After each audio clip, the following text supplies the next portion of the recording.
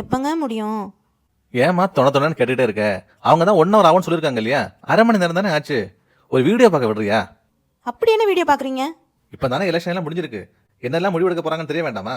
ஆமா, அது தெரிஞ்சு மட்டும் நம்ம என்ன பண்ண போறோம்? நமக்கு சாதகமாவா முடிவெடுக்க போறாங்க? எல்லாம் ஊழல் பெயர் வழிங்க. அப்படி என்ன ஊழல் பண்ணாங்க? அப்படி என்ன பண்ணாங்களா? 2000 ரூபாய் நோட்டு நம்ம நாட்டுல புழக்கத்துல இருந்துச்சே, 1-2 வருஷமா அது எங்க போச்சுன்னு யாராச்சும் யோசிச்சு பாத்தீங்களா? எங்க போச்சு? பதுக்கிட்டாங்கங்க. இது கூட புரிஞ்சுக்க முடியல.